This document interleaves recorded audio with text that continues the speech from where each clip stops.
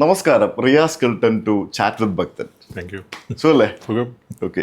എനിക്ക് golden visa എടുത്തു തന്ന വ്യക്തി, സിമ്പിൾ ഇൻട്രൊഡക്ഷൻ, വേറെ ഒന്നും ചെയ്യാനില്ല, വേറെ ഒന്നും പറയാനില്ലല്ലോ അല്ലേ? അതെ. ആ വീഡിയോ പലരും കണ്ടിട്ടുണ്ടാവും. ആ വീഡിയോ പലരും കണ്ടിട്ടുണ്ടാവും. 2 വർഷം കഴിഞ്ഞു. 2 വർഷം കഴിഞ്ഞു. 2 വർഷത്തിന് മേലെയായി ആയിരിക്കണം ആണെന്ന് തോന്നുന്നു. അപ്പോൾ വെൽക്കം ടു ചാറ്റ് വിത്ത് ഭക്തൻ. ഇതൊരു കാഷ്വൽ ആയിട്ടുള്ള ഒരു ടോക്ക് ഷോ ആണ്. ടോക്ക് ഷോ എന്നൊന്നും പറയല്ല, അങ്ങനെയൊക്കെ വേണം പറയാം. നമ്മളിങ്ങനെ ഒരു പുതിയൊരു ഒരു കൺസെപ്റ്റ് ഇങ്ങനെ റെഡിയാക്കി എടുത്ത് മോൾഡ് ചെയ്ത് വന്നുകൊണ്ടിരിക്കുകയാണ്. നല്ല കാര്യം. സോ നമുക്കിന്ന് എന്താ പറ്റിയ സംസാരിക്കാൻ പറ്റുക? നമുക്ക് എനിക്ക് തോന്നുന്നു, ഐ തിങ്ക് ദുബായ് അല്ലേ? ദുബായ് സംസാരിക്കാം, ദുബായ് വേറെ എന്തും സംസാരിക്കാം. നാട്ടിലായാലും ചില കാര്യങ്ങളിലൂടെയുള്ള ആക്ടിവിറ്റീസ് ഉണ്ട്, അതൊക്കെ സംസാരിക്കാം. പല കാര്യങ്ങൾ സംസാരിക്കാം. റിയാസ് കിൽട്ടൺ എന്നാണ് പേരെന്നുണ്ടെങ്കിലും ശരിക്കുള്ള പേരെന്താ? ശരിക്ക് മുഹമ്മദ് റിയാസ്. മുഹമ്മദ് റിയാസ്. പേര് കുറുപ്പാക്ക വീട് എന്നാണ് ശരിക്കും ഞങ്ങളുടെ വീട്ടുപേര്. കിൽട്ടൺ എന്ന് പറയുന്നത് ഒരു ദ്വീപാണ്. കവരത്തി, മിനിക്കോയി, അഗത്തി പോലെ ലക്ഷദ്വീപിലെ. കിൽട്ടൺ എന്ന് പറഞ്ഞൊരു ദ്വീപുണ്ടോ? കേരളത്തിലെ ദ്വീപുണ്ടെന്ന് മാത്രമല്ല, ആ ദ്വീപില് ഇന്ത്യയുടെ നേവൽ ബേസിന്റെ ഒരു വലിയ ക്യാമ്പുണ്ട്. ഇന്ത്യക്കൊരു വാർഷിപ്പ് ഉണ്ട്, INS കിൽട്ടൺ. ഓക്കെ. രണ്ടുപേരും സീ സ്കൗട്ട്സ് ആണ്. എനിക്ക് അറിയില്ലായിരുന്നു. പൊന്നാനി ഒരു പോർട്ടായിരുന്നല്ലോ, ശരിക്കും ഏറ്റവും വലിയ നല്ല പോർട്ടായിരുന്നു കേരളത്തിലെ. ഇപ്പം ആക്റ്റീവ് അല്ലെങ്കിലും. അപ്പോൾ ആ കാലത്ത് ജിയോഗ്രഫിക്കലി കിൽട്ടൺ ദ്വീപ് അടുത്താണ്. അപ്പോൾ പൊന്നാനിയും കിൽട്ടൺ ദ്വീപും തമ്മിൽ ബിസിനസ്സായിട്ടും പല കാര്യങ്ങൾക്കായിട്ടൊക്കെ ബന്ധങ്ങളുണ്ട്. അപ്പം ഉമ്മാടെ ഉപ്പ, ഗ്രേറ്റ് ഗ്രാൻഡ് ഫാദർ അവിടെ നിന്ന് സാധനങ്ങൾ കൊടുന്ന് കേരളത്തിലേക്ക് സപ്ലൈ ചെയ്തിരുന്ന ആളാണ്. അതായത് ലക്ഷദ്വീപിൻ്റെ മാത്രമായിട്ടുള്ള ശർക്കരയുണ്ട്, ഈ ലിക്വിഡ് ഫോമിലുള്ള, കണ്ടെന്നറിയില്ല. പിന്നെ ഓലയിൽ പൊതിഞ്ഞിട്ട് ഒരു ബിണ്ടി എന്നൊക്കെ പറഞ്ഞിങ്ങനെ ഒരു വാഴയിൽ ഉണക്കിയതൊക്കെ പൊതിഞ്ഞിട്ടുള്ള സ്വീറ്റ്സ് ഒക്കെ ഉണ്ട്. ഇതെല്ലാം കൊടുത്തിട്ട് അദ്ദേഹം സപ്ലൈ ചെയ്യുമായിരുന്നു പറയുന്നു. അങ്ങനെ പൊന്നാനിയിൽ നിന്ന് വഞ്ചിയിൽ കനോലി കനാലിലൂടെ ആണ് കേരളത്തിലേക്ക് സപ്ലൈ പോയിരുന്നു, കപ്പലിലും ഇതിലൊക്കെ വന്ന സാധനങ്ങൾ. അപ്പം അങ്ങനെ പോയിരുന്ന ആ ഒരു ആളെ വിളിച്ചിരുന്നത് അബ്ദുള്ള കിൽട്ടൺ. അങ്ങനെ കിൽട്ടൺ അബ്ദുള്ള കുട്ടിക്കാന്ന് വിളിച്ചിരുന്നു. പിന്നെ ഞങ്ങളത് അങ്ങനെ കിൽട്ടൻ്റെ വീടായി. ഇത് ഒഫീഷ്യലല്ല, അൺഒഫീഷ്യലി കിൽട്ടൻ്റെ വീട് എവിടെയാണെന്ന് ചോദിച്ചാൽ എല്ലാവരും കിൽട്ടൻ്റെ വീടായി. ഇറ്റ് സൗണ്ട്സ് വെസ്റ്റേൺ, ഞാൻ പിടിച്ചത് ബ്രാൻഡാക്കി കിൽട്ടൺ.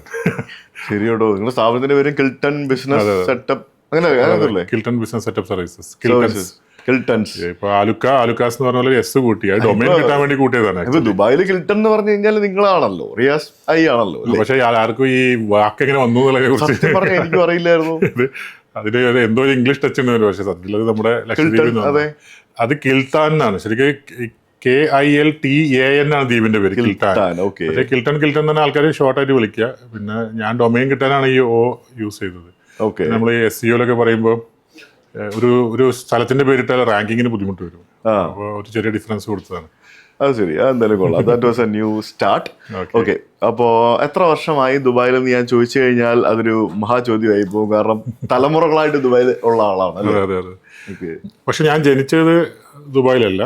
എൻ്റെ എൽഡർ സിസ്റ്റേഴ്സൊക്കെ ദുബായിലാണ് ജനിച്ചത്. എന്നെ പ്രസവത്തിൻ്റെ സമയത്ത് നോക്കാനുള്ളൊക്കെ ബുദ്ധിമുട്ടുകൊണ്ട് മദർ നാട്ടിൽ വന്നു. ഞാൻ ആക്ച്വലി PVS ഹോസ്പിറ്റലിലാണ്, ഇവിടെയാണ് ജനിച്ചത്. അത് കഴിഞ്ഞിട്ട് പിന്നെ ദുബായ്. പിന്നെ ഇപ്പം പറയുകയാണെങ്കിൽ ഫാദർ UAE എത്തുന്നത് അദ്ദേഹത്തിൻ്റെ 13ാമത്തെ വയസ്സിലാണ്. അതിനു മുൻപ് ഗ്രാൻഡ് ഫാദർ 48-ൽ, ഞാൻ പലയിടത്തും പറഞ്ഞിട്ടുള്ള സ്റ്റോറിയാണ്. അതായത് ഇന്ത്യ പാകിസ്ഥാൻ സെപ്പറേഷൻ്റെ മുൻപ് കറാച്ചിയിൽ പിന്നെ റെസ്റ്റോറൻറ്റ് എന്ന് പറയില്ല, ഹോട്ടൽ നടത്തിയിരുന്ന ആളാണ്. അപ്പോൾ സെപ്പറേഷൻ കഴിഞ്ഞപ്പോൾ സ്വാഭാവികമായിട്ട് അന്ന് ചോദിക്കുമല്ലോ, ഇന്ത്യ വേണോ പാകിസ്ഥാൻ വേണോ എന്നുള്ള ചോദ്യം വന്നപ്പോൾ ഫാമിലിയൊക്കെ നാട്ടിലാണ്, പൊന്നാനിലാണ്. അപ്പം അദ്ദേഹം അത് ഉപേക്ഷിച്ചിട്ട് റെസ്റ്റോറൻറ്റ് ഉപേക്ഷിച്ച് നാട്ടിൽ വരുന്നു, ജോലി അന്വേഷിച്ചിട്ട് സൗത്ത് ആഫ്രിക്കയിലാണ് ജോലി കിട്ടുന്നത്. അതായത് ബോംബെയിൽ നിൽക്കുന്ന സമയത്ത് സൗത്ത് ആഫ്രിക്കയിൽ ഒരു കമ്പനിയിലേക്ക് ജോബ് കിട്ടി, ഒരു ഇംഗ്ലീഷ് കമ്പനിയിലാണ്. അങ്ങനെ ഒരു ലാഞ്ചിക്ക്, പാസ്പോർട്ടൊന്നും ഇല്ലാത്ത കാലഘട്ടം പറഞ്ഞ് ലാഞ്ചിക്ക് പോകുന്നു. അങ്ങനെ പോയിട്ട് ആ ബാഡ് വെതർ കണ്ടീഷനായിട്ട് ഷാർജയിൽ അന്ന് കുറഫക്കാനൊക്കെ ഭാഗമില്ല, അവിടെ ലാഞ്ച് നിൽക്കുക. കുറേ ദിവസങ്ങളായിട്ട് ഇത് കപ്പൽ പോകുന്നില്ല എന്ന് പറഞ്ഞപ്പോൾ ഇവർ കുറച്ച് പേര് അവിടെ ഇറങ്ങി. ആ ഇറക്കമാണ് ഞങ്ങളുടെ ഫാമിലി ഇത്രയും കാലമായിട്ട് ഇവിടെ ഉള്ളത്. കാരണം ഗ്രാൻഡ് ഫാദർ കൊണ്ടുപോയത് എൻ്റെ ഫാദറിനെ മാത്രമല്ല, ഫാദറിൻ്റെ യങ്ങർ ബ്രദേഴ്സ്, ഫാദറിൻ്റെ സിസ്റ്ററുടെ ഹസ്ബൻഡ്, അങ്ങനെ എല്ലാവരും അവിടെ എത്തിയിട്ടുണ്ട്. അവരുടെയൊക്കെ ആളുകൾ എല്ലാവരും അവിടെ ഉണ്ട്. ഞങ്ങളെ കസിൻസ് എല്ലാവരും ദുബായിൽ തന്നെയാണ്. അല്ല, അതിപ്പോ ദുബായ് അല്ലെങ്കിൽ UAE എന്നൊക്കെ പറയുന്ന, UAE എന്ന് മാത്രമല്ല, ഇപ്പൊ പല രാജ്യങ്ങളും അങ്ങനെയാണല്ലോ. അതായത് നമ്മൾ ആരെങ്കിലും ഒരാൾ പോയി അവിടെ പോയിട്ട് രക്ഷപ്പെട്ട് കഴിയുമ്പം പണ്ട് മുതലേ ഉള്ള ചോദ്യമാണല്ലോ, അവിടെ എന്നെ കൂടെ കൊണ്ടുപോടാ, രക്ഷപ്പെടുത്തണം എന്നൊക്കെ പറഞ്ഞുകൊണ്ട്. അപ്പൊ നമ്മൾ അങ്ങനെ രക്ഷപ്പെടുത്താൻ ഭയങ്കര ദാനശീലരാണ് നമ്മൾ. അത് സോഷ്യൽ മീഡിയയിലൊക്കെ നോക്കിക്കഴിഞ്ഞാൽ മലയാളികളെ ആ കാര്യത്തിൽ കണ്ടുപഠിക്കണം, മറ്റെല്ലാ കമ്മ്യൂണിറ്റീസും കമന്റ് ചെയ്യുന്നത് കാണാം. അതെ, അതൊരു വലിയ അനുഗ്രഹമാണ്. നമ്മളത് ചിന്തിക്കാത്തൊരു സംഭവം. എന്തുകൊണ്ട് മലയാളികൾ ഇത്രയും പേര് UAE-യിലുണ്ട് മറ്റ് സ്റ്റേറ്റുകാരില്ലെന്ന് ചോദിച്ചാൽ ഈ ഒരൊറ്റ ക്വാളിറ്റി കൊണ്ടാണ്. നമ്മുടെ കൂടെ നിൽക്കുന്നവരെയും നാട്ടുകാരൊക്കെ കൊണ്ടുപോകും. ഇപ്പോൾ ഗ്രാൻഡ് ഹൈപ്പർ മാർക്കറ്റ് എന്ന് പറയുന്ന ഒരു ഗ്രൂപ്പ്, അവരുടെ അസ്ലം ക, മരിച്ചുപോയ അസ്ലം ക, ഇപ്പോൾ ഷംസുദ്ദീൻ മൊഹീദ്ദീൻ ക, അവർ ആ കൽപ്പകഞ്ചേരി എന്ന് പറയുന്ന ആ സ്ഥലം ഉണ്ടല്ലോ കേരളം, അവരുടെ നാട്ടിലെ എല്ലാവരും അവിടെ ജോലിക്ക് എന്തോരം പേരാണ് അവിടെ എത്തിയിട്ടുള്ളത് ജോലിക്ക്. ഇനി എടുത്തൊക്കെ ഇപ്പോൾ നമ്മളെ യൂസഫ് അലി സാർ തന്നെ ആയാലും, യൂസഫ് അലിഖാൻ്റെ അവിടെ എപ്പോഴും നാട്ടികയിൽ ഇൻ്റർവ്യൂസ് നടക്കുന്നതാണ്. അവരുടെ നാടിനെ അങ്ങനെ കൊണ്ടുപോവാണ് അല്ലേ. എത്ര പേരാണ് ആ നാട്ടിൽ നിന്ന് രക്ഷപ്പെട്ടിട്ടുള്ളത്. അവരവിടെ എത്തുന്നു, ജോലി ചെയ്യുന്നു, പിന്നെ അവരുടെ കുടുംബക്കാരെ കൊണ്ടുവരുന്നു, ആ കുടുംബക്കാർ വേറെ. അതങ്ങനെ ലുലുവിന്റെ ഒക്കെ ഓഫീസുകളിൽ പോയി കഴിഞ്ഞാൽ കാണാൻ സാധിക്കുന്നതെന്ന് പറയുന്നത് അവിടുത്തെ ടോപ്പ് ഓഫീസേഴ്സ് എല്ലാവരും മലയാളികൾ തന്നെ ആയിരിക്കും. 99%. അദ്ദേഹത്തിനോട് അടുത്ത് നിൽക്കുന്ന ആളുകൾ വരെ, നന്ദകുമാർ സാർ പോലുള്ള ആളുകൾ വരെ മലയാളികളാണ്. എല്ലാവരും മലയാളികളായിരിക്കും. മാനേജർ ഇപ്പോൾ അവിടേക്ക് എത്ര മാനേജർമാരാ ഒരു ലുലുവിൽ അല്ലെ, ഒരു ഹൈപ്പർ മാർക്കറ്റിൽ ഓരോ സെക്ഷനിൽ ഓരോ മാനേജർമാരല്ലേ. മറ്റൊരു ബ്യൂട്ടി കൂടി ഉണ്ട് അതിനകത്ത്. ഈ മലയാളികളുടെ സ്ഥാപനത്തിൽ നോക്കിയാൽ മതമോ ജാതിയോ ഒന്നുമില്ലല്ലോ. ഇപ്പൊ യൂസഫ് അലിക്കായാലും എല്ലാവരെയും കൊണ്ടുവരാണല്ലോ. ശരിയാണ്, എല്ലാവരെയും ചേർത്ത് നിർത്താന്ന് പറയുന്നത് വലിയൊരു അനുഗ്രഹമല്ല അത്. അതെ. Okay, so let's come back to business. ഇപ്പം ദുബായ് എന്ന് പറയുമ്പോഴത്തേക്കിനും പണ്ട് മുതലേ ആളുകൾ ജോലിക്കും ബിസിനസ്സിനും അങ്ങനെ പല പല ആവശ്യങ്ങൾക്ക് ദുബായ് UAE, ജനറലി നമ്മളെല്ലാവരും ദുബായ് എന്ന് പറയുന്നുണ്ടെങ്കിൽ UAE എന്ന് പറഞ്ഞ രാജ്യം, ഈവൻ സൗദി ആണെങ്കിലും ബാക്കിയുള്ള എല്ലാ ഗൾഫ് രാജ്യങ്ങളാണെന്നുണ്ടെങ്കിലും പണ്ട് പല ആളുകൾ പലതരത്തിലുള്ള, പണ്ട് പറയുകയാണെങ്കിൽ ഉമ്മൊക്കെ പറയാം പേർഷ്യക്കാരൻ, അത് കഴിഞ്ഞ് ഗൾഫുകാരായി, പിന്നെ ദുബായ്ക്കാരായി, അങ്ങനെയുള്ള ആവശ്യങ്ങൾക്ക് പോകുന്ന ഒരു രാജ്യമാണല്ലോ. പക്ഷെ എന്നാലും ദുബായ് എന്ന് പറഞ്ഞൊരു സ്ഥലം അല്ലെങ്കിൽ UAE എന്ന് പറഞ്ഞ രാജ്യം ബിസിനസ്സുകാർക്ക് കുറച്ചും കൂടെ വളരെയധികം ഫേവറബിൾ ആയിട്ടുള്ള കുറേ ആക്ടിവിറ്റീസ് ഉള്ളത് കൊണ്ട് അത് ബിസിനസ്സുകാരുടെ ഒരു സ്വർഗം തന്നെയാണ് അല്ലേ. എന്തുകൊണ്ടാണ് ഇപ്പോഴും ദുബായ് ബിസിനസ്സുകാരുടെ സ്വർഗമായി മാറുന്നത്? അതിന് ഹിസ്റ്റോറിക്കലി കുറേ റീസൺസ് ഉണ്ട്. ഇപ്പോൾ ഇപ്പോഴത്തെ റൂളറായിട്ടുള്ള his highness Sheikh Mohammed bin Rashid Al മക്തൂമിൻ്റെ ഫാദർ റാഷിദ്, അദ്ദേഹം ഭയങ്കര വിഷണറി ലീഡറായിരുന്നു. ഷെയ്ഖ് റാഷിദാണ് ആദ്യമായിട്ട് ഇപ്പോൾ GCCയിലൊക്കെ ഒരു ഡ്രൈ ഡോക്ക് കൊണ്ടുവരുന്നത്, ഷിന്താഗ ടണൽ പോലുള്ള സംഭവം കൊണ്ടുവരുന്നത്. അപ്പോൾ അങ്ങനെ ബിസിനസ് രൂപത്തിലേക്ക് കൊണ്ടുവരാൻ, കാരണം ജിയോഗ്രഫിക്കലി നോക്കിക്കഴിഞ്ഞിട്ടുണ്ടെങ്കിൽ ദുബായ് എന്ന് പറയുന്ന പോർട്ട് വരുന്നത് ശരിക്കും നോക്കിയാൽ കപ്പൽ ചാലിലൊന്നുമല്ല, ഫുജേറയാണ് ശരിക്കും ഇൻ്റർനാഷണൽ കപ്പൽ ചാലിൽ വരുന്ന പോർട്ട്. പക്ഷേ ഇവിടേക്ക് ഡ്രൈ ഡോക്ക് കൊണ്ടുവന്നു, പോർട്ട് സ്ഥാപിച്ചു. അദ്ദേഹത്തിൻ്റെ ഒരു വിഷനായിരുന്നു അത്. അപ്പോൾ ജബലാലി, പിന്നെ അതിന് ശേഷം അത് കണ്ടിന്യൂ ചെയ്തു മക്കൾ. ഇപ്പോൾ ക്രൗൺ പ്രിൻസ് വരെ എല്ലാവരും ബിസിനസ്സിലേക്ക് അങ്ങനെ ലോകത്തിനെ ആകർഷിക്കുന്ന രീതിയിലേക്ക് അവരാണ് ശരിക്കും ആ ഒരു ശരിക്കും സല്യൂട്ട് ചെയ്യേണ്ട ലീഡേഴ്സ്. കാരണം എണ്ണയുടെ വരുമാനം കുറഞ്ഞ സ്റ്റേറ്റാണ് ദുബായ്, അല്ലെങ്കിൽ എണ്ണ വരുമാനം തീരെ ഇല്ല എന്ന് തന്നെ പറയാവുന്ന രീതിയിലാണ് അത് വായിച്ചു കഴിഞ്ഞാൽ മനസ്സിലാവും. അപ്പം ബിസിനസ്സിനെ വളർത്തി കൊണ്ടുവന്ന് ബിസിനസ്സുകാർക്ക് എല്ലാ സൗകര്യങ്ങളും ചെയ്തു കൊടുത്ത് റൂൾസ് റെഗുലേഷൻസ് ലിബറലാക്കി എല്ലാവർക്കും ബിസിനസ് ലൈസൻസ് എടുക്കാനൊക്കെയുള്ള സൗകര്യങ്ങൾ വളരെ കൃത്യമായി ചെയ്തു കൊടുത്തു. GCCയിൽ ആദ്യമായി ഫ്രീ സോൺസുകൾ കൊണ്ടുവന്നു. 60ഓളം ഫ്രീ സോൺസുകളുണ്ട് ഇവയിൽ. പക്ഷേ അതിനൊക്കെ തുടക്കം കുറിച്ചത് ദുബായ് എമിറേറ്റ് ആണ്.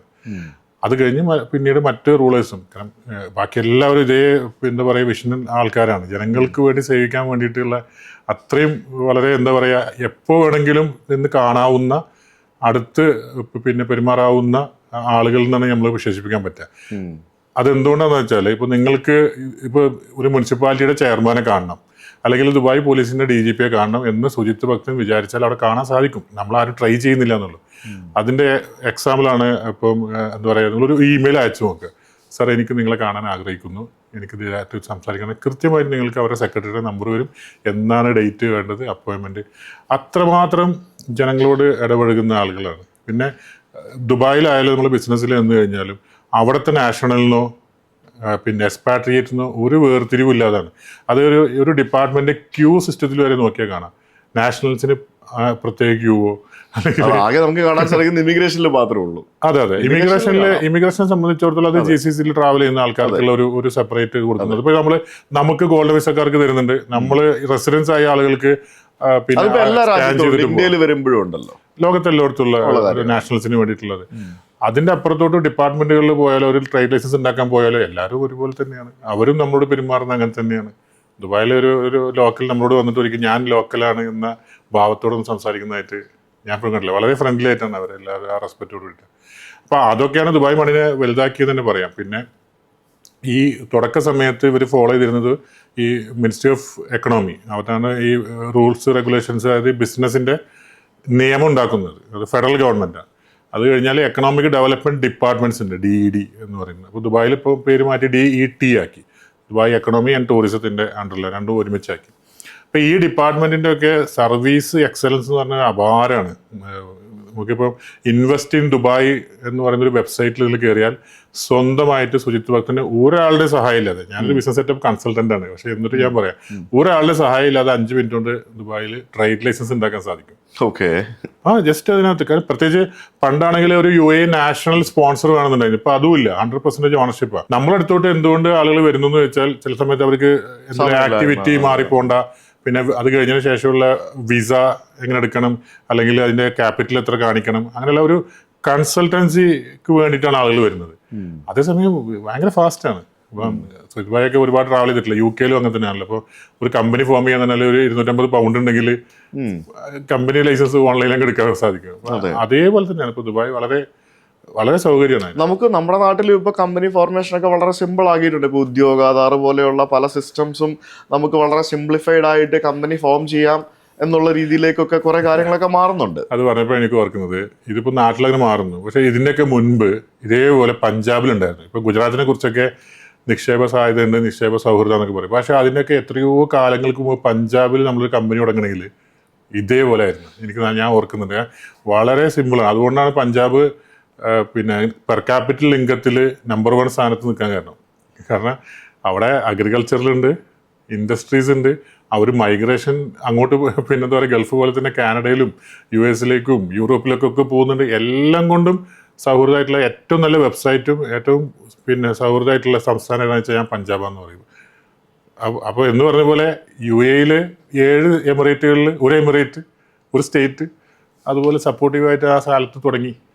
അങ്ങനെയാണ് അതിനെ പറയാറ്. അപ്പോൾ അതാണ് ദുബായിയുടെ ബിസിനസ് മണ്ണാണ്. അതാണ് അവിടെ വന്ന് പച്ച പിടിച്ചിട്ടുള്ള എത്രയോ കുടുംബങ്ങൾ, എത്രയോ ആളുകൾ അതുകൊണ്ട് ജീവിക്കുന്നവർ. ഈ ഇൻവെസ്റ്റ്മെന്റിനെ പറ്റി പറയുമ്പോഴത്തേക്കിനും ഒരു ബിസിനസ് തുടങ്ങുക എന്നുള്ളത് എല്ലാവരുടെയും ഒരു ആഗ്രഹമാണ്. ശരിക്കും ദുബായിലേക്ക് കൂടുതലായിട്ട് ഇപ്പം വരുന്നത് എനിക്ക് തോന്നുന്നു നാട്ടിൽ അല്ലെങ്കിൽ മറ്റേതെങ്കിലുമൊക്കെ രാജ്യത്ത് ബിസിനസ് ചെയ്യുന്ന ആളുകൾ ദുബായിൽ ഒരു ബ്രാഞ്ച് തുടങ്ങുക എന്നുള്ളൊരു ഉദ്ദേശത്തോടു കൂടിയായിരിക്കുമല്ലോ കൂടുതലായിട്ട് ആൾക്കാർ വരുന്നത്. അല്ലെങ്കിൽ ഒരു ബിസിനസ് എന്ന് പറയുമ്പോൾ അവിടെ തന്നെ ജോലിക്കായിട്ട് വന്ന് ജോലി ചെയ്ത് അവിടുത്തെ ബിസിനസ് സാധ്യതകൾ കണ്ട് ഒരു ഐഡിയ ഒക്കെ ഉണ്ടായിട്ട് അവിടെ ഒരു ബിസിനസ് ആരംഭിക്കുന്ന ആൾക്കാരും ഉണ്ടാവും.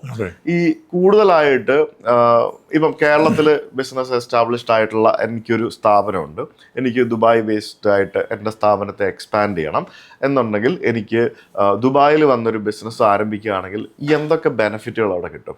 ബെനിഫിറ്റ്സ് എന്ന് പറയുമ്പോൾ നമ്മളിപ്പോൾ ഒരു രാജ്യത്ത് നിങ്ങൾക്ക് ബിസിനസ് ഉണ്ട്, അതിൻ്റെ ബ്രാഞ്ച് ഓപ്പൺ ചെയ്യാനായിട്ട് വരികയാണെങ്കിൽ ഇപ്പോൾ ഫ്രീ സോൺസുകളാണെങ്കിൽ ഇപ്പോൾ ഡെഡിക്കേറ്റഡ് ആയിട്ടുള്ള ഫ്രീ സോൺസുകളുണ്ട്. ഇപ്പം അറിയാലോ, പിന്നെ മീഡിയക്ക് വേണ്ടി മാത്രമായിട്ട് മീഡിയ സിറ്റി, ഇൻ്റർനെറ്റ് സിറ്റി എന്ന് പറഞ്ഞിട്ട് പണ്ട് കാലത്ത് തന്നെ IBM മൈക്രോസോഫ്റ്റും അങ്ങനെ തുടങ്ങിയ എല്ലാ പിന്നെ ഫ്രീ സോൺസുകളിലാണ് അതൊക്കെ ലൊക്കേറ്റ് ചെയ്തിട്ടുള്ളത് പണ്ട് കാലം മുതലേ. അങ്ങനെ തുടങ്ങി. ഇപ്പോൾ നമ്മൾ ഗോൾഡിനാണെങ്കിൽ ഗോൾഡ് ആൻഡ് ഡയമണ്ട് പാർക്ക്, അത് മാനുഫാക്ചറിങ് സെക്ടറിന്, DMCC Dubai multi community centre, അവിടെ ഇങ്ങനെ തുടങ്ങി ഓരോന്നിനും ഡിസൈൻ ഡിസ്ട്രിക്റ്റ് എന്ന് പറഞ്ഞിട്ടൊരു ഡിസ്ട്രിക്ട്, അത് അങ്ങനെയുണ്ട്. അപ്പോൾ അവിടെ ബ്രാഞ്ച് ഓപ്പൺ ചെയ്യുകയാണെങ്കിൽ നമുക്ക് ഈസി മെത്തേഡാണ്, ഈസിലി നമുക്ക് ഫോം ചെയ്യാൻ പറ്റും. അപ്പോൾ നിങ്ങൾക്ക് ഒരു ബ്രാഞ്ച് ഓപ്പൺ ചെയ്യാൻ സാധാരണഗതിയിൽ ഒരു മെയിൻലാൻഡിലാണെങ്കിൽ നമുക്ക് കുറച്ച് അറ്റസ്റ്റേഷൻസ്, കുറച്ച് ഫോർമാലിറ്റീസ് ഉണ്ട്. ഇനി ഇതൊക്കെ നോക്കുകയാണെങ്കിലും വേറൊരു വിദേശ രാജ്യത്ത് പോയി തുടങ്ങുന്നതിനേക്കാളും ഈസി ആയിട്ട് ബ്രാഞ്ച് ഓപ്പൺ ചെയ്യാൻ പറ്റുന്നതാണ് ഒരു ബെനിഫിറ്റ്. 2, പിന്നെ നമുക്ക് വരുന്ന മറ്റൊരു തരത്തിലുള്ള ഒരു ക്ലയൻസ് എന്ന് പറയുമ്പോൾ നേരത്തെ ചോദിച്ച പോലെ UAE വർക്ക് ചെയ്തുകൊണ്ടിരിക്കുന്ന ആളുകൾ. അപ്പോൾ അവർക്ക് ആ ബിസിനസ്, അവരൊരു ബിസിനസ് മേഖലയിൽ വർക്ക് ചെയ്യുന്നു, ആ ബിസിനസ്സിനെ കുറിച്ച് പഠിക്കുന്നു, അതിനുശേഷം അവർ സ്വന്തമായി തുടങ്ങാമെന്ന് വിചാരിക്കുന്നു. അപ്പം അങ്ങനെ വരികയാണെങ്കിലും അവിടെ ആനുകൂല്യം എന്ന് പറയുന്നത്, നിങ്ങൾ അവിടെ വർക്ക് ചെയ്യുമ്പോൾ തന്നെ ഈ കമ്പനി പറയാണ് ഓക്കെ പിന്നെ ഒരു NOC കൊടുക്കുകയാണെങ്കിൽ ആ NOC വെച്ചുകൊണ്ട് തന്നെ ബിസിനസ് ചെയ്യാം. അത് സെയിം ബിസിനസ് ആവാം, അതല്ലെങ്കിൽ ഇപ്പോൾ NOC കൊടുക്കുമ്പോൾ ചിലർ പറ്റില്ല എന്ന് പറയുകയാണെങ്കിൽ മറ്റെന്തെങ്കിലും ബിസിനസ്സിലേക്ക് വേണ്ടിയിട്ട് അങ്ങനെ തുടങ്ങാൻ NOC കൊടുത്തിട്ട് അങ്ങനെ തുടങ്ങാം. ആനുകൂല്യങ്ങൾ എന്ന് പറയുന്നത് ടാക്സിന്റെ കാര്യത്തിൽ നമ്മൾ മറ്റ് രാജ്യങ്ങൾ വെച്ച് നോക്കാൻ നേരത്ത് ഇതുവരെ നമുക്ക് ടാക്സ് ഫ്രീ കൺട്രി ആയിരുന്നു. ഇൻകം ടാക്സ് ഉണ്ട്. അല്ല വാറ്റ് ഉണ്ട്. ഇൻകം ടാക്സ് എന്ന് പറഞ്ഞാൽ ഒരു പേഴ്സണൽ ഇൻകത്തിന് ടാക്സ് ഇല്ല. വ്യക്തിപരമായ ഇപ്പോഴും ഇല്ല. അത് ഇപ്പോൾ UAE പിന്നെ മിനിസ്റ്ററും പറഞ്ഞിട്ടുള്ളത് ഇപ്പോൾ അടുത്ത കാലത്തൊന്നും അങ്ങനെ ഒരു പേഴ്സണൽ ഇൻകത്തിന്റെ ടാക്സ് വരില്ലെന്ന് തന്നെയാണ് അവരുടെ ന്യൂസുകളിലൊക്കെ ഉള്ളത്. പക്ഷേ സെയിൽസ് ടാക്സ്, അതായത് നമ്മളിപ്പോൾ ബിസിനസിന്റെ ടാക്സ് ഇപ്പോൾ 9% ആണ്. ഇപ്പോൾ മറ്റു രാജ്യത്തിന് വെച്ച് നോക്കുമ്പോൾ വളരെ കുറവാണ്. അപ്പോൾ 9% ആണ് കോർപ്പറേറ്റ് ലിമിറ്റിന് ശേഷമല്ലേ? അതെ, അത് ആ ലിമിറ്റ് രജിസ്ട്രേഷൻ നമ്മൾ ചെയ്യണം എന്തായാലും, എല്ലാവരും ചെയ്തേ പറ്റൂ. വാറ്റ് അല്ല, ടാക്സ് രജിസ്ട്രേഷനും വാറ്റ് രജിസ്ട്രേഷനും രണ്ട് രജിസ്ട്രേഷനാണ്. നമ്മളിവിടെ പോലെ GST തന്നെ ഒറ്റൊന്നല്ല, വാറ്റ് ആണ്. പക്ഷെ വാറ്റ് ഒരു ബിസിനസ്മാനെ സംബന്ധിച്ചിടത്തോളം അയാളല്ല പേ ചെയ്യുന്നത്, കളക്ട് ചെയ്യാം. എൻഡ് യൂസറാണ് അത് GST കളക്ട് ചെയ്ത് അടയ്ക്കുന്നത്. എക്സാക്ട്ലി. അപ്പൊ അത് എൻഡ് യൂസർ പേ ചെയ്യുന്നു, അല്ലെങ്കിൽ നമ്മൾ പേ ചെയ്ത് റീഇംബേഴ്സ് ചെയ്യുന്നു, അങ്ങനെ ചെയ്യുന്ന. ടാക്സിന്റെ കേസിലാണെങ്കിൽ, കോർപ്പറേറ്റ് ടാക്സിന്റെ കേസിലാണെങ്കിൽ ഇപ്പോൾ രജിസ്ട്രേഷൻ ഇത് കഴിഞ്ഞു. അപ്പോൾ അതിന് ലിമിറ്റ് വെച്ചാൽ ആ ടാക്സ് ഒരു $100,000 അങ്ങനെ. അതിലാണ് 375,000 ദിർഹംസ് എന്നുള്ള ഇതിലേക്ക് വരുമ്പോൾ നമ്മൾ കോർപ്പറേറ്റ് ടാക്സ് അടക്കണം. ഒരു ബിസിനസ്സിൽ നോർമലി എല്ലാവരും അത് എത്തും, കോർപ്പറേറ്റ് ടാക്സിലേക്ക് വരും. അപ്പോൾ 9% ആണ് കോർപ്പറേറ്റ് ടാക്സ് വരുന്നത്. പിന്നെ അപ്പോൾ അതൊക്കെയാണ് നമ്മുടെ ആനുകൂല്യങ്ങൾ എന്ന് പറയുന്നത്. അവിടെയുള്ള ഇൻഫ്രാസ്ട്രക്ചറാണ്. നമുക്കൊരു ബിസിനസ് ചെയ്യാനുള്ള എല്ലാവിധ സൗകര്യങ്ങളും ഒരുക്കി തന്നിട്ടുള്ള ഒരു രാജ്യത്ത് നമ്മൾ വന്നിട്ട് ചെയ്യുന്നതിൻ്റെ ഒരു വലിയൊരു അനുഗ്രഹം ഉണ്ടല്ലോ, അതന്നെയാണ് അവിടുത്തെ. അത് എല്ലാ തരത്തിലായാലും ഇപ്പോൾ ഇമിഗ്രേഷൻ ഡിപ്പാർട്ട്മെന്റ് എന്ന് പറഞ്ഞു കഴിഞ്ഞാൽ എത്ര ബ്രാഞ്ച് എന്ന് ശുചിത്വം ചോദിച്ചാൽ എനിക്ക് തന്നെ അറിയില്ല. മറ്റേ എമിറേറ്റുകൾ എനിക്ക് പറയാൻ പറ്റും. പക്ഷേ ദുബായിൽ 24 hours വർക്ക് ചെയ്യുന്ന ഇമിഗ്രേഷൻ ഡിപ്പാർട്ട്മെന്റ് ഉണ്ട് ടെർമിനൽ 3ന്റെ അകത്ത്. ഒരാൾ പിന്നെ പെരുന്നാളിൻ്റെ അന്ന് മരണപ്പെട്ടാലും ഇമിഗ്രേഷൻ ആക്റ്റീവാണ്. അത് ഈദിൻ്റെ ഡേ പോലും ആക്റ്റീവാണ്. അപ്പോൾ അത്രയും വളരെ ഫാസ്റ്റായിട്ട് പിന്നെ കാര്യങ്ങൾ നീക്കാവുന്ന എല്ലാ വിസ ആയാലും, അതുപോലെ നമ്മുടെ മറ്റ് ഫാമിലി ഡിപ്പെൻഡൻറ്റ് വിസ ആയാലും, ഗോൾഡൻ വിസ ഓപ്പർച്യൂണിറ്റി, അത് UAE ആണല്ലോ ആദ്യമായിട്ട് ഈ ഗോൾഡൻ വിസ എന്ന് പറയുന്ന കോൺസെപ്റ്റ്. GCC കൺട്രി മൊത്തം തീരുമാനിച്ചതാണ് ഇങ്ങനെ 10 വർഷത്തേക്കൊക്കെയുള്ള പിന്നെ നമുക്ക് ലോങ് ടൈം വിസ കൊടുക്കാന്ന്. ഇപ്പോൾ സൗദിയിലൊക്കെ ഉണ്ടല്ലോ ലോങ് ടൈം വിസ. പക്ഷെ അതിനെ ഒരു ബിസിനസ്സിലേക്ക് കണക്ട് ചെയ്തുകൊണ്ട് ഗോൾഡൻ വിസ എന്നൊരു പേരിട്ടുകൊണ്ട് അതിനെ ഇത്രയും പോപ്പുലറാക്കി ആ പ്രൊഡക്റ്റ് മാർക്കറ്റിലേക്ക് കൊണ്ടുവന്നു. ഇന്റർനാഷണലി ഉള്ള സെലിബ്രിറ്റീസിനെ മൊത്തം ദുബായിലേക്ക് കൊണ്ടുവന്നു. റിയൽ എസ്റ്റേറ്റ് ഇത്രയും ബൂമായി, റിയൽ എസ്റ്റേറ്റിൽ പർച്ചേസ് ചെയ്യുന്ന ആളുകൾക്ക് ഗോൾഡൻ വിസ കൊടുക്കുന്നു. അങ്ങനെ ചെയ്യാൻ പറ്റും അല്ലേ? ഇത് ഈ വീഡിയോ കേട്ടോണ്ടിരിക്കുന്ന ഒരാൾക്ക് ഗോൾഡൻ വിസ വേണമെന്ന് വിചാരിച്ചാൽ ഏറ്റവും ഈസി ആയിട്ടുള്ള ഒരു മെത്തേഡ് എന്ന് പറയുന്നത്, ഒന്ന് 2 million ദിർഹംസ് ഡിപ്പോസിറ്റ് ചെയ്ത് വെക്കാം. എത്ര കോടി രൂപയായി? 4-4.25 കോടി രൂപ. അത് ഡിപ്പോസിറ്റ് ആണ്, അത് നഷ്ടപ്പെടുന്നില്ല. ബാങ്കിൽ ഡെപ്പോസിറ്റ് ചെയ്യാം. 2 വർഷം കഴിഞ്ഞാൽ അത് വിഡ്രോ ചെയ്യാം. 2 വർഷത്തിനിടയ്ക്ക് അതിൽ നിന്ന് FD ലോൺ എടുക്കുന്ന സിസ്റ്റം കൂടി ഉണ്ട്. പക്ഷേ ഇത് ഡെപ്പോസിറ്റ് ചെയ്ത് വെച്ചിട്ട് നമുക്ക് ഗോൾഡൻ വിസ എടുക്കാം. എന്നിട്ട് അത് കഴിഞ്ഞാൽ കാശ് തിരിച്ചു കിട്ടുന്നു. 10 വർഷത്തെ വിസയാണ് നമുക്ക് കിട്ടുന്നത്. അതല്ലെങ്കിൽ 2 million ദിർഹംസിന് നമുക്ക് പ്രോപ്പർട്ടി പർച്ചേസ് ചെയ്യാം. അത് ചില പ്രോപ്പർട്ടീസ് നമ്മൾ 30% പേയ്മെന്റ് കൊടുത്താൽ മതി. ആ പ്രോപ്പർട്ടീസ് അവർ DLD-യിലേക്ക് NOC തരും, ദുബായ് ലാൻഡ് ഡിപ്പാർട്ട്മെന്റിലേക്ക്. അത് വെച്ചിട്ടും ഗോൾഡൻ വിസ എടുക്കാം. ബാക്കി അടച്ച് കൊടുത്താൽ മതി. അപ്പോൾ 10 വർഷത്തെ ഗോൾഡൻ വിസ അവിടെ കിട്ടിക്കഴിഞ്ഞാൽ നമുക്കറിയാലോ, ഗോൾഡൻ വിസ ഒക്കെ ഉള്ള ആളുകൾക്ക് യൂറോപ്പിലേക്കും UK-ലേക്കും ഒക്കെ US-ലേക്കൊക്കെ അവിടെ നിന്ന് വിസ അപ്ലൈ ചെയ്യുമ്പോൾ വലിയ ആനുകൂല്യം. ഞാൻ തന്നെ ഇപ്പൊ UK വിസയും US വിസയും ഷെങ്കൻ വിസയൊക്കെ അപ്ലൈ ചെയ്യുമ്പോഴത്തേക്കിനും ദുബായ് ഗോൾഡൻ വിസ ഹോൾഡർ എന്നൊക്കെ പറഞ്ഞുകൊണ്ട് വെക്കാറുണ്ട്. തള്ളിമറിക്കേണ്ട കാര്യം പോലും ഇല്ല. കാരണം എമിറേറ്റ്സ് ഐഡിയിൽ ഗോൾഡൻ ചിഹ്നമുണ്ട്. അത് ആ ലോഗോ കാണുമ്പോൾ തന്നെ അവർക്ക് അറിയാലോ അത്രയും 10 വർഷത്തെ വിസ കിട്ടും. അപ്പൊ അതൊക്കെയാണ് അങ്ങനെ കൊടുക്കുന്ന വലിയൊരു എന്താ പറയാ, അതൊക്കെ നല്ല സൗകര്യങ്ങളാണ് നമുക്ക് കിട്ടുന്നത്. പിന്നെ ദുബായിയുടെ ഒരു ഹബ്ബ് എന്ന് പറഞ്ഞ ബിസിനസ്സിൽ ഇപ്പം എൻ്റെ ഒരു സുഹൃത്തുണ്ട് നാസർക്ക്. അപ്പം അദ്ദേഹത്തിന് സിംഗപ്പൂർ ബിസിനസ് ഉണ്ട്, UK-ൽ കുറേ ഹൈപ്പർ മാർക്കറ്റ്സുകളുണ്ട്, പ്രത്യേകിച്ച് നോട്ടിംഗ്ഹാം, ബർമിംഗ്ഹാം ഭാഗത്ത് ഏഷ്യൻ ഏരിയയിലൊക്കെ ഉണ്ട്. അതുപോലെ ആൾക്ക് പിന്നെ ലോകത്തിൻ്റെ വിവിധ ഭാഗങ്ങളിൽ ബിസിനസ് ഉണ്ട്.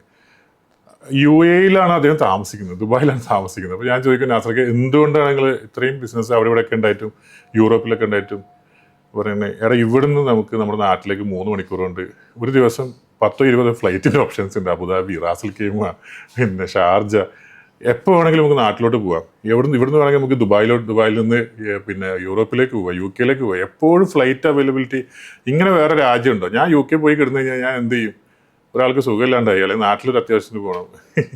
അപ്പോൾ അതൊരു വലിയൊരു ഘടകമല്ലേ നമുക്ക് ഇത്രയും പെട്ടെന്ന് വരാൻ പറ്റുന്നത്. ശരിയാ. പിന്നെ ഈ പറഞ്ഞ പോലെ ഇപ്പം ദുബായ് എന്നുള്ള സ്ഥലത്ത് ഈ ടാക്സ് ബെനിഫിറ്റ് എന്നുള്ള വലിയൊരു കാര്യമാണ്. അതെ, UK പോയാലും നമ്മൾ ഇന്ത്യയിലെ പോലെ തന്നെ അല്ലെങ്കിൽ ഇതിലും നെക്സ്റ്റ് ലെവലിലുള്ള ടാക്സ് സിസ്റ്റം ഉള്ളൊരു സ്ഥലമാണ്. അവിടെ ഒരു ബിസിനസ് ചെയ്യുന്ന ഒരാളെ സംബന്ധിച്ചാണെങ്കിൽ പോലും ഒന്ന് ബിസിനസ്സിൽ നിന്ന് ഉണ്ടാക്കുന്ന ഇൻകത്തിന്റെ ടാക്സ്. ഞാൻ കുറച്ച് ദിവസങ്ങൾക്ക് മുമ്പ് നിർമ്മല സീതാരാമനായിട്ടുള്ള ഒരു ഇന്റർവ്യൂ നിങ്ങൾ കണ്ടിട്ടുണ്ടാവും. അപ്പം ഒരാൾ ചോദിക്കുന്നുണ്ട്, ഞാൻ ടാക്സ് അടച്ച് ഇൻഡിവിജ്വലി എല്ലാ ടാക്സുകളും അടച്ച് ഇത്ര പെർസെൻറ്റേജ് കഴിഞ്ഞിട്ട് കിട്ടുന്ന എൻ്റെ വൈറ്റ് മണി, എൻ്റെ സമ്പാദ്യത്തിൽ നിന്ന് ഞാൻ നാട്ടിലൊരു പ്രോപ്പർട്ടി വാങ്ങിക്കുന്നു, ബോംബെയിലൊരു ഫ്ലാറ്റ്, അതിനകത്ത് വരുന്ന കുറേ ടാക്സേഷൻ, ഞാനല്ല ഇന്ത്യൻ ഗവൺമെന്റിന്റെ ടാക്സേഷൻ സിസ്റ്റത്തിനെ കുറിച്ച് പരിഹസിക്കുകയോ മറ്റൊന്നുമില്ല. പക്ഷേ ശരിയാണ്, അങ്ങനെ ഒരു സംഭവമില്ല. അവിടെ പ്രോപ്പർട്ടി വാങ്ങുമ്പോൾ ഇതൊന്നുമില്ല. ആകെ ഉള്ളത് ഒരു പിന്നെ 4% DLD ചാർജ് ഉണ്ട് ടൈറ്റിൽ. ആ ഒരു ചാർജ് അല്ലാതെ വേറെ ഒരു തരത്തിലുള്ള ടാക്സോ കാര്യങ്ങളോ ഇല്ല. നമുക്ക് ആർക്കും നമ്മളാരും ടാക്സ് കൊടുക്കാൻ ഇഷ്ടപ്പെടാത്തവരൊന്നും അല്ലല്ലോ. നമ്മളെല്ലാവരും ടാക്സ് കൊടുക്കാൻ ടാക്സ് കൊടുത്തേ പറ്റൂ. ഒരു രാജ്യത്തിന്റെ സമ്പദ് വ്യവസ്ഥയെ സപ്പോർട്ട് ചെയ്യുന്നത് ടാക്സ് ആണ്. ആ രാജ്യം ഡെവലപ്പ് ചെയ്യണമെന്നുണ്ടെങ്കിൽ ചുങ്കം പിരിക്കുന്ന പരിപാടി ഉണ്ടായിരുന്ന പരിപാടിയാണ്. പക്ഷെ അതിനൊരു ഒരു മയം വേണം. മയത്തിലുപരിയായിട്ട് നല്ലൊരു റോഡിലൂടെ പോകുമ്പോൾ നല്ല ടോള് കൊടുത്ത് പോകാൻ തോന്നുന്നത് നല്ല റോഡ് കിട്ടുമ്പോഴല്ലേ.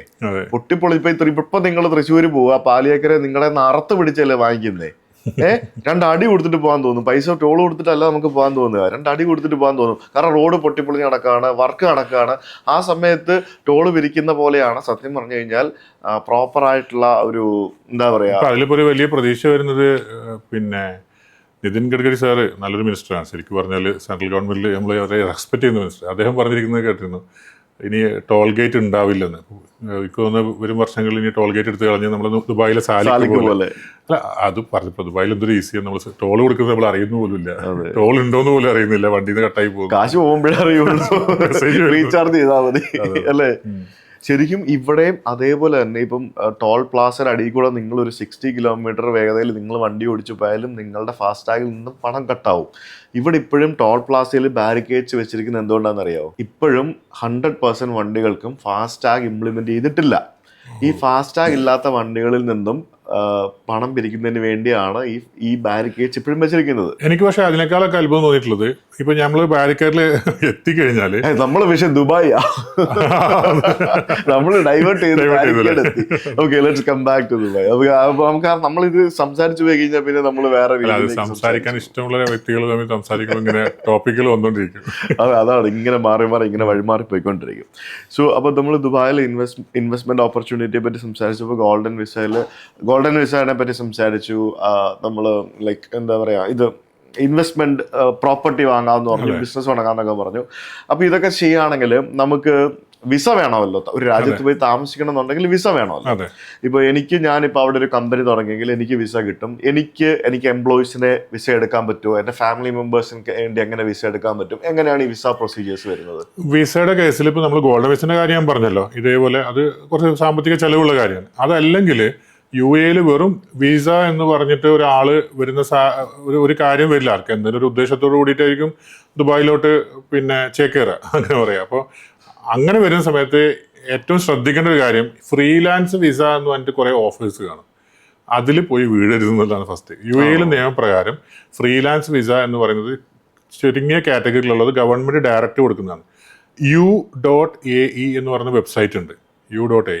ഇപ്പോൾ ഡിജിറ്റൽ നോമാഡ് എന്നൊക്കെ പറഞ്ഞിട്ട് പിന്നെ ഫ്രീലാൻസ് വിസ ഉണ്ട്. അപ്പോൾ ഗവൺമെന്റിൽ അപ്ലൈ ചെയ്ത് ഡയറക്റ്റ് നമ്മളിപ്പോൾ ഗോൾഡൻ വിസ ഒക്കെ സുജ്ബായിക്ക് കിട്ടിയ പോലെ അത് അപ്ലൈ ചെയ്ത് എടുക്കുക എന്നല്ലാതെ പ്രൈവറ്റായിട്ട് വ്യക്തികൾ ഫ്രീലാൻസ് വിസ കൊടുക്കുക എന്ന് പറയുന്നത് അത് ഏതെങ്കിലും കമ്പനിയുടെ എംപ്ലോയ്മെന്റ് വിസ എടുക്കും.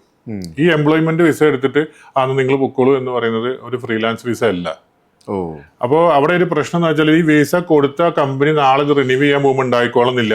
ചിലപ്പോൾ ഇവരെ പേരിൽ അബ്സ്കോണ്ട് റിപ്പോർട്ട് ചെയ്തിട്ടുണ്ടാവും. നാളെ അങ്ങനെയൊക്കെയുള്ള പ്രോബ്ലംസ് വരും. പ്രത്യേകിച്ച് മുസ്ലിംസിന്റെ കേസിൽ ഞാൻ പറയുന്നത് എന്താണെന്ന് വെച്ചാൽ ചില അബദ്ധങ്ങളിൽ പോയി ചാടുമല്ലോ. ഇപ്പൊ ഈവൻ ഒരു പാക്കറ്റ് സാധനം എടുത്തിട്ട് അറിയാണ്ട് ഒരാളുടെ കൊണ്ടുപോയിട്ട് മയക്കുമരുന്ന് പിടിച്ച കേസ്, കഞ്ചാവ് പിടിച്ച കേസൊക്കെ വരുമ്പോൾ ഈ മനുഷ്യന് പിന്നെ GCC കൺട്രിയിൽ പോകാൻ പറ്റാത്ത അവസ്ഥ വരും. മുസ്ലിംസിന്റെ കേസ് എന്ന് പറയാൻ കാരണം ഹജ്ജിന് പോകാൻ പറ്റില്ല. അവരുടെ ലൈഫിൽ പിന്നെ ഒരു GCC ബാൻ വന്നുള്ള അവസ്ഥ ആലോചിച്ചു. ഒരു മനുഷ്യന്റെ അവർക്കൊരു ആഗ്രഹമായിരിക്കില്ലേ, സൂചത്തിന് നാളെ ശബരിമല പോകാൻ പറ്റില്ല എന്ന് പറഞ്ഞുണ്ടാവുന്ന വിഷമം ഒരിക്കലും ലൈഫിൽ പോകാൻ പറ്റില്ല. അപ്പൊ അങ്ങനെയുള്ളൊരു അതുകൊണ്ട് പിന്നെ എല്ലാവർക്കും ബാധകമാണ്. ഞാൻ പറഞ്ഞത് വെച്ചാൽ അങ്ങനെ ഒരാളുടെ അനുഭവം വന്നതുകൊണ്ട് എടുത്തു പറഞ്ഞല്ലോ. അപ്പം എല്ലാവരുടെ കേസിലായാലും പിന്നെ യു എയിൽ എങ്ങനെയാണെന്ന് വെച്ചാൽ ഒരു സാധാരണ നോൺ മുസ്ലിംസ് മദ്യപിച്ച് വണ്ടി ഓടിച്ചോ അല്ലെങ്കിൽ മദ്യപിച്ച് പ്രശ്നമാക്കുന്നേക്കാളും സീരിയസ് ആയിട്ട് അവർ കാണും ഒരു മുസ്ലിം ആണെങ്കിൽ. കാരണം ഈവൻ മദ്യപിക്കാനുള്ള കാർഡ് അല്ലെങ്കിൽ അവിടെ ഇഷ്യൂ ചെയ്യുന്ന കാർഡ് പോലും നോൺ മുസ്ലിംസിന് മാത്രമേ പെർമിഷൻ ഉള്ളൂ. ആണോ? അതൊരു നല്ല കാര്യമാണ്. കാരണം വെച്ചാൽ ഇപ്പം ആവശ്യമുള്ളവന് ഉപയോഗിക്കട്ടെ, ആവശ്യമില്ലാത്ത മാറിക്കട്ടെ. പന്നിയിറച്ചി കിട്ടുന്ന എത്രയോ ഇപ്പോൾ സ്പിന്നീസിൽ പോയാലും എവിടെ പോയാലും അവിടെ എഴുതി വെച്ചിട്ടുണ്ട് പന്നിയിറച്ചി നോൺ മുസ്ലിംസിന് വേണ്ടിയിട്ട് നിങ്ങൾക്ക് വേണ്ടിയിട്ടുള്ള സാധനങ്ങൾ ഇവിടെ ഉണ്ട്.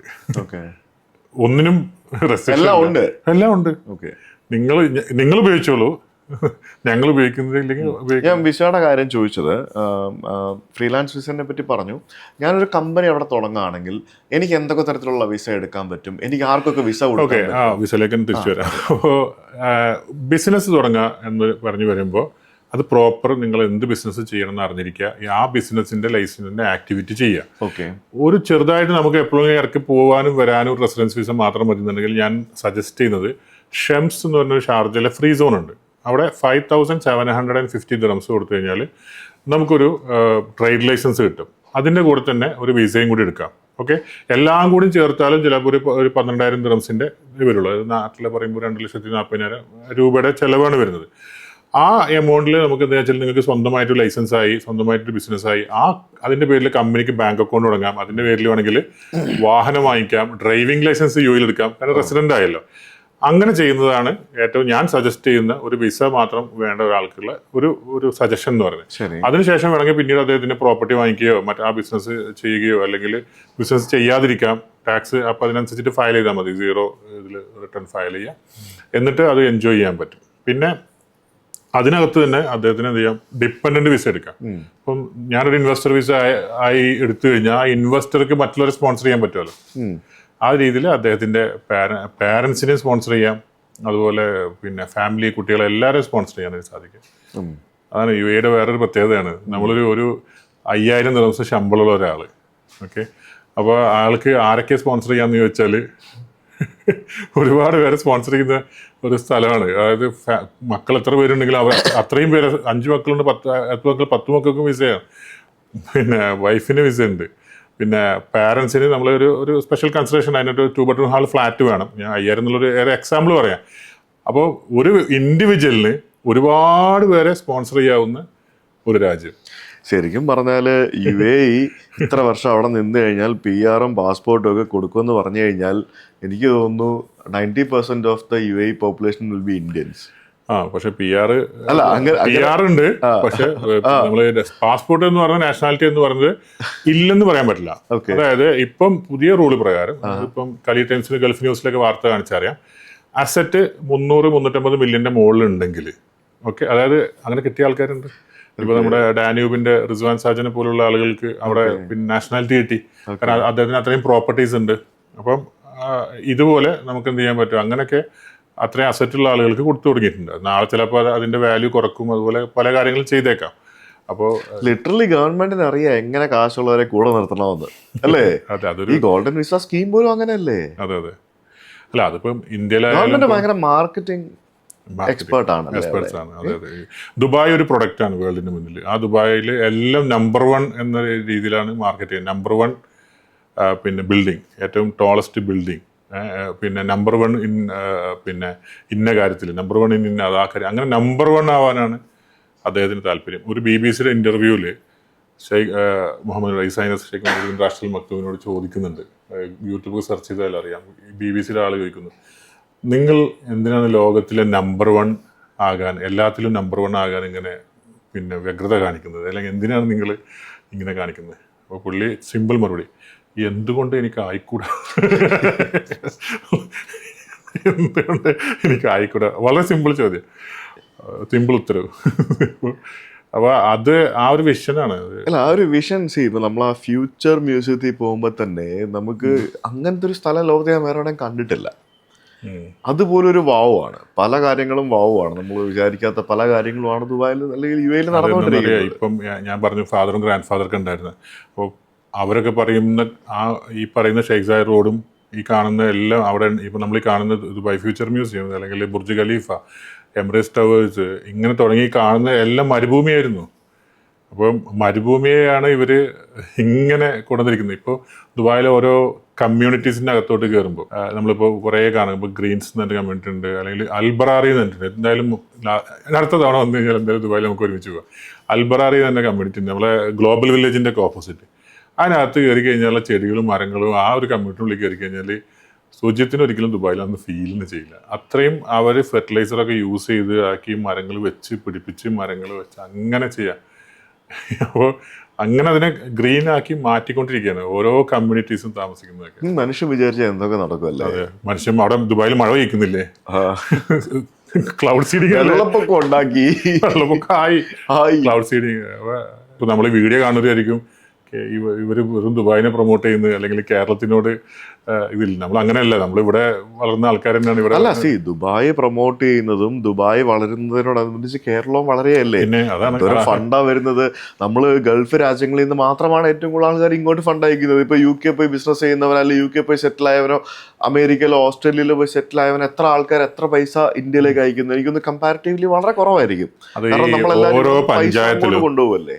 സിമ്പിളായിട്ട് എടുത്താൽ ഓരോ പഞ്ചായത്തിലും എത്ര വീടിന്റെ ആപ്ലിക്കേഷൻ ഉണ്ടെന്ന് സെർച്ച് ഒന്ന് വെറുതെ വിവരാവകാശം കൊടുത്തു നോക്കാം ഇവിടെ. അതിൽ എത്ര ഗൾഫുകാരുണ്ടെന്ന് നോക്കിയാൽ അറിയാം. എത്ര ജോലിക്കാർ ആ കൺസ്ട്രക്ഷനുമായി ബന്ധപ്പെട്ട് വർക്ക് ചെയ്യുന്നുണ്ട്. അതിൻ്റെ പിന്നെ മെറ്റീരിയൽസിൻ്റെ ട്രേഡിങ്, ബിൽഡിംഗ് മെറ്റീരിയൽ ട്രേഡിങ്ങിൻ്റെ സ്ഥാപനങ്ങൾ വർക്ക് ചെയ്യുന്നു.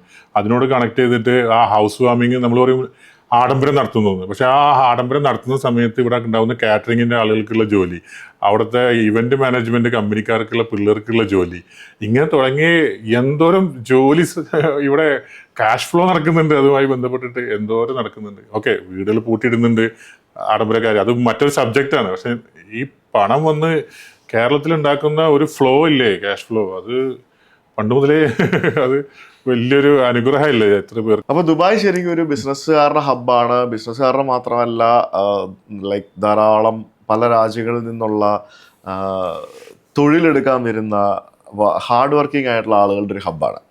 ഈ ദുബായിൽ അല്ലെങ്കിൽ UAE ധാരാളം മലയാളി കമ്മ്യൂണിറ്റികളുണ്ട്, ഇന്ത്യൻ കമ്മ്യൂണിറ്റികളുണ്ട്, പല രാജ്യങ്ങളുടെ കമ്മ്യൂണിറ്റികളുണ്ട്.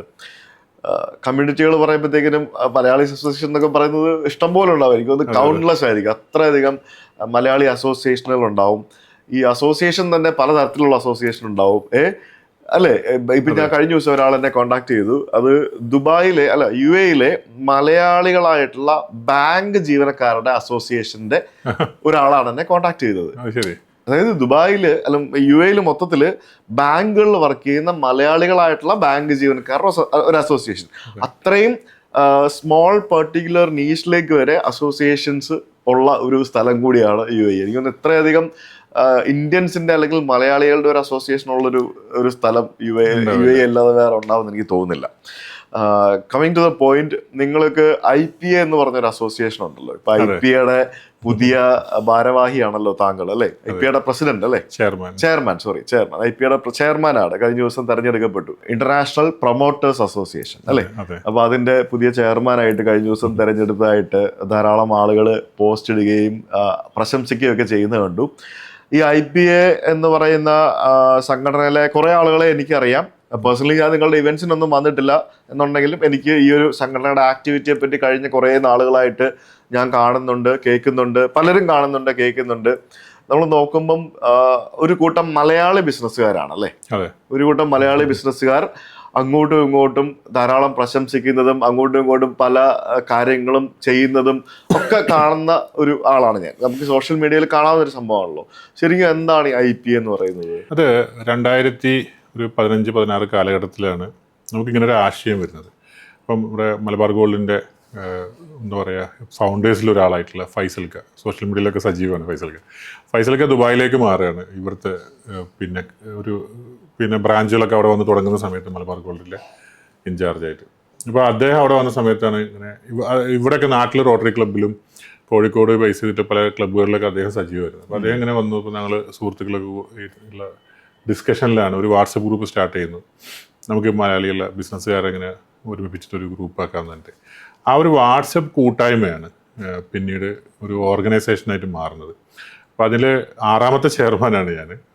ആദ്യത്തെ ചെയർമാൻ എന്ന് പറഞ്ഞാൽ ഇവിടെ കേരളത്തിലൊക്കെ ബിസിനസ്സിലെ സ്റ്റോറീസ് ഫർണിച്ചറൊക്കെ ഉള്ള ഗ്രൂപ്പൊക്കെ ഉണ്ട്. അവർ ബ്രോണറ്റ് ഗ്രൂപ്പാണ്.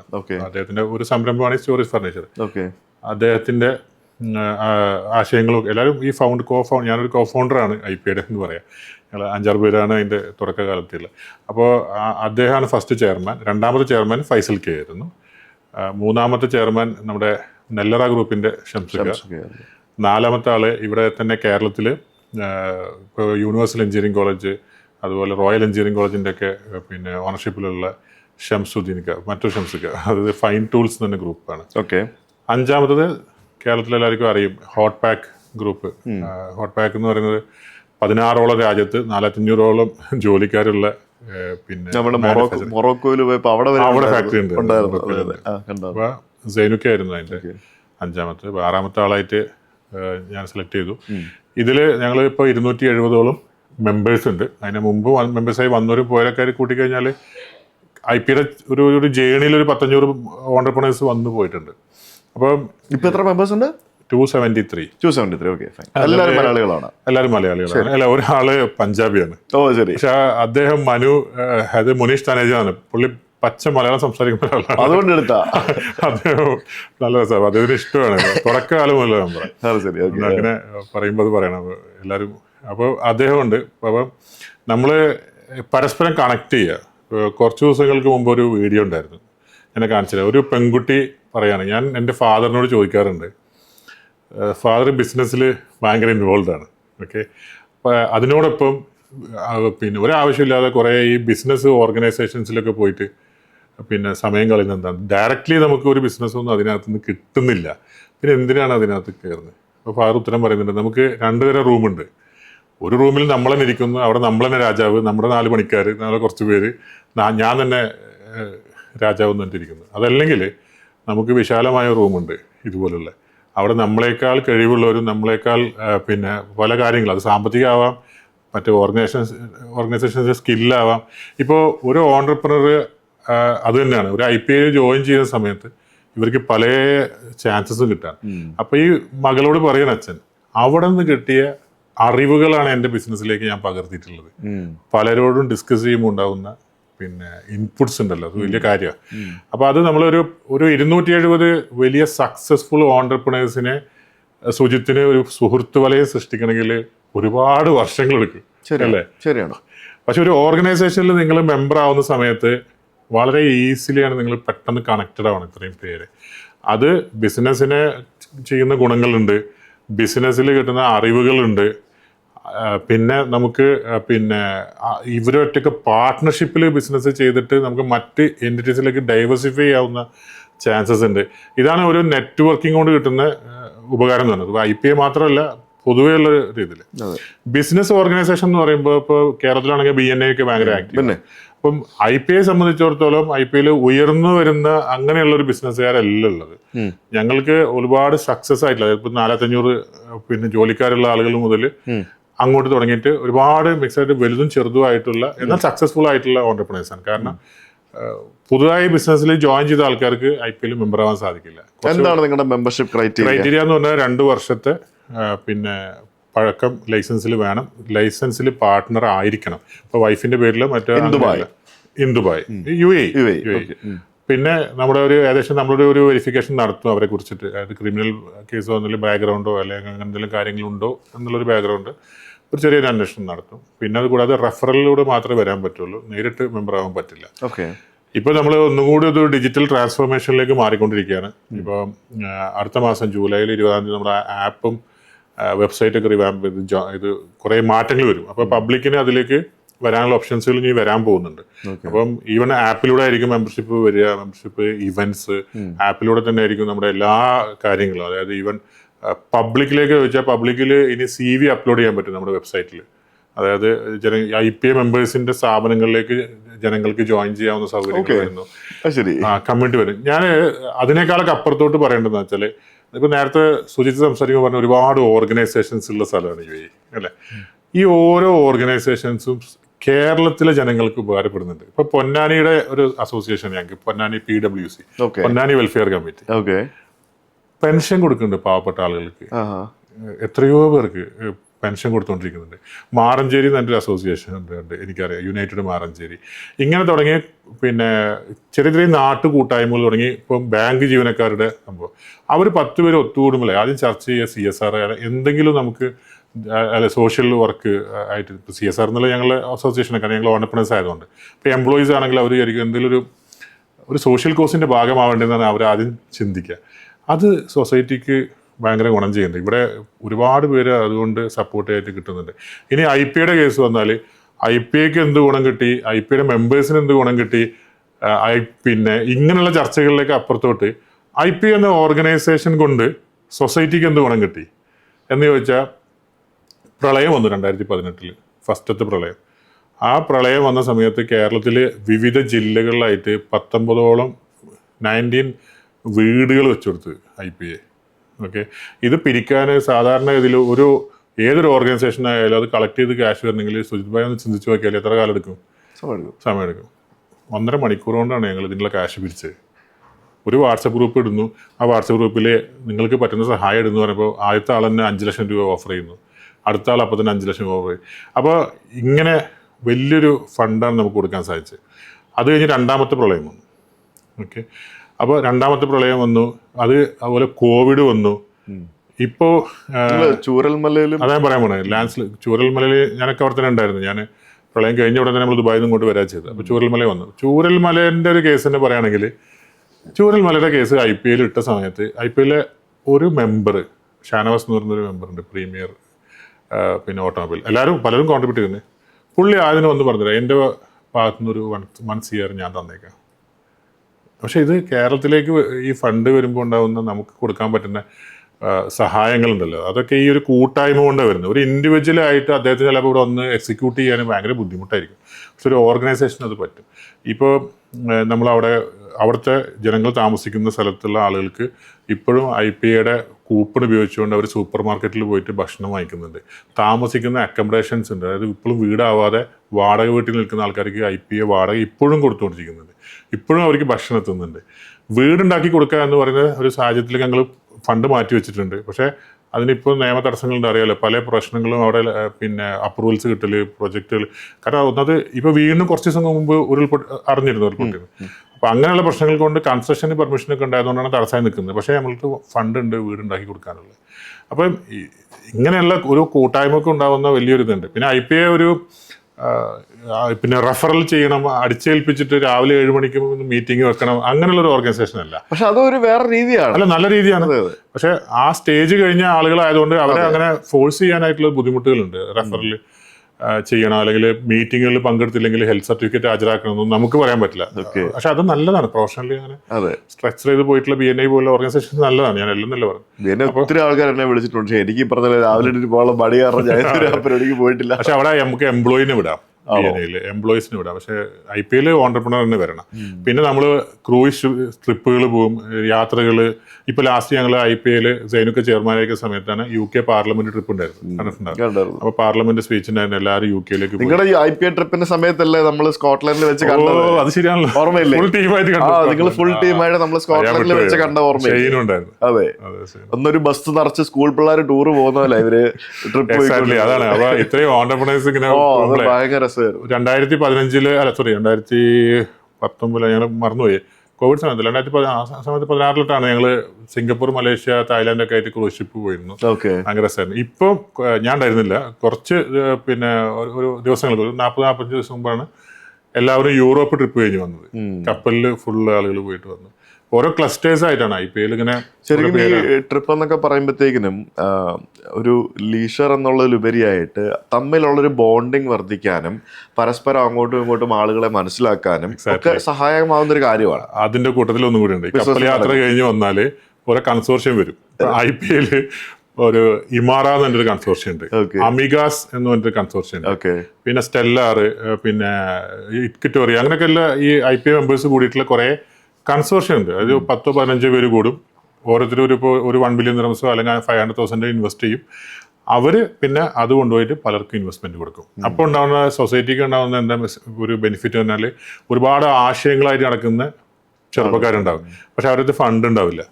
അപ്പോൾ ഒരു ഇൻഡിവിജ്വലി നമ്മൾ ഇൻവെസ്റ്റ് ചെയ്യുമ്പോൾ അതിനകത്ത് നമുക്ക് നമ്മുടെ ഒരു ബ്രെയിൻ മാത്രം വെച്ചാൽ നമ്മൾ ഇൻവെസ്റ്റ് ചെയ്യുന്നത്. പക്ഷെ നമ്മൾ 10 പേര് കൂടിയിട്ട് ഇൻവെസ്റ്റ് ചെയ്യുകയാണെങ്കിൽ 10 പേരുടെ ബ്രെയിനോട് വർക്ക് ചെയ്യും. 10 പേര് ബിസിനസ് തരാം. റിസ്ക് ഫാക്ടർ ക്രെഡിബിലിറ്റി കൂടും. ഇങ്ങനെയുള്ള ഒരുപാട് പിന്നെ ഇൻവെസ്റ്റ്മെന്റ് ഉണ്ടാവും. പിന്നെ ഈ ഇൻവെസ്റ്റ്മെന്റ് സ്വീകരിക്കുന്ന വ്യക്തിയില്ലേ, അയാൾക്കും ടെൻഷനില്ല. ഞാനൊരു വ്യക്തിൻ്റെ വാങ്ങിയാൽ അയാൾ തെറ്റേണ്ടി വരും.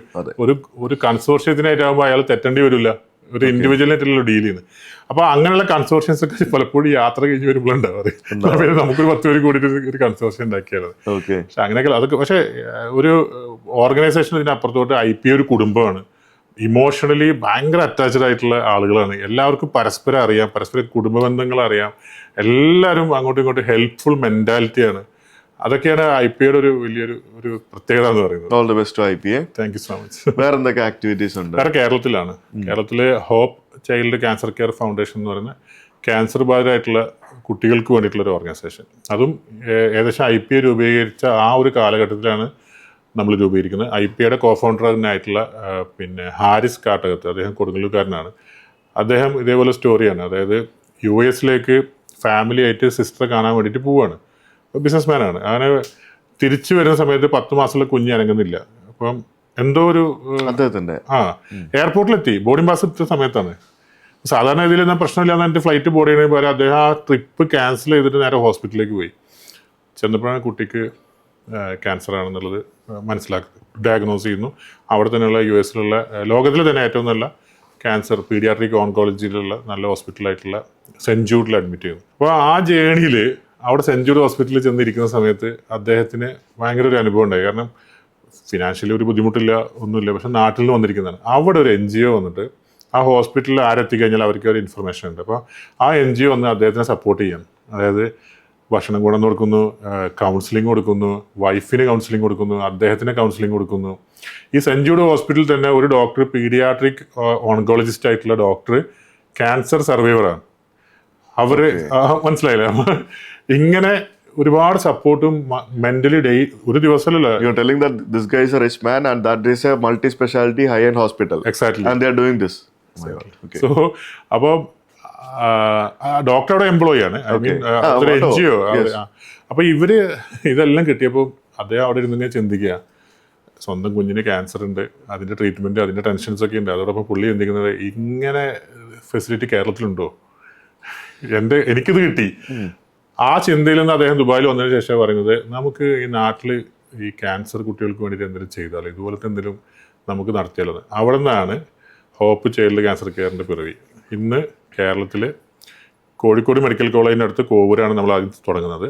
മെഡിക്കൽ കോളേജിലെ അവിടെ പീഡിയാട്രിക് ഓൺകോളജി വാർഡ് നമ്മളാണ് ക്ലീൻ ചെയ്യുന്നത്. നമ്മുടെ പിന്നെ ആളുകളാണ് ഹൈജീനിക്കായിട്ട് അവിടെ താമസം കൊടുക്കുന്നത്. അതിനടുത്ത് നമുക്ക് ഹോപ്പ് ഹോം എന്ന് പറഞ്ഞിട്ട് ഫസ്റ്റ് തുടങ്ങുന്നത്. അപ്പോൾ അതായത് പേഷ്യൻസിന് അവിടെ താമസിക്കുകയും അവിടുന്ന് ഷട്ടിൽ സർവീസാണ് ട്രീറ്റ്മെൻറ്റ് പോകാനും വരാനൊക്കെ ആയിട്ട്.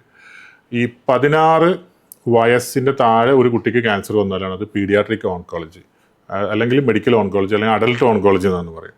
അപ്പം ഞങ്ങളുടെ അടുത്ത് ചികിത്സിക്കുന്ന ആകെ പീഡിയാട്രിക് ഓൺകോളജിസ്റ്റ് പേഷ്യൻസ് മാത്രം നമ്മൾ കെയർ ചെയ്യുന്നത് അതാണ്. അത് കേരളത്തിൽ പിന്നെ എന്താ പറയുക, അങ്ങനെ 12A ATG അപ്രൂവ് ആയിട്ടുള്ള, ഇപ്പോൾ അസിം പ്രേംജി ഒക്കെ, അതായത് വിപ്രോയുടെയൊക്കെ നമ്മുടെ CSR കിട്ടുന്ന ഒരു സ്ഥാപനമാണ് നമ്മൾ. അങ്ങനെയുള്ള പിന്നെ ഒരു ഓർഗനൈസേഷൻ നമ്മൾ ആദ്യം ഇവിടെ തുടങ്ങുന്നു, കോഴിക്കോട് മെഡിക്കൽ കോളേജിനടുത്ത് തുടങ്ങുന്നു. പിന്നെ അത് കഴിഞ്ഞ ശേഷം മലബാർ ക്യാൻസർ സെൻറ്റർ തലശ്ശേരി, അത് കഴിഞ്ഞ ശേഷം പിന്നെ നമ്മുടെ മുക്കത്ത് MVR ഹോസ്പിറ്റൽ, കേരളത്തിലെ ഏറ്റവും വലിയ ക്യാൻസർ ഹോസ്പിറ്റലാണ്.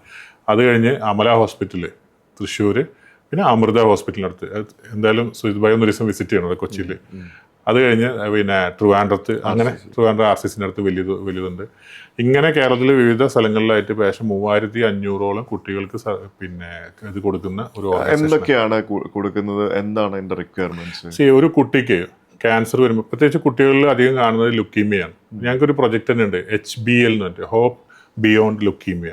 അപ്പോൾ ഈ കുട്ടികൾക്ക് ക്യാൻസർ വന്നു കഴിഞ്ഞിട്ടുണ്ടെങ്കിൽ, ഇപ്പോൾ US UK ഉള്ള പ്രോട്ടോകോൾ പ്രകാരമാണെങ്കിൽ പിന്നെ ഒരു പീഡിയാട്രിക് ഓൺകോളജിക്ക് പകരം ഒരു മെഡിക്കൽ ഓൺകോളജിസ്റ്റ് ട്രീറ്റ് ചെയ്താൽ ശരിക്കും അത് ക്രിമിനൽ കേസാണ്.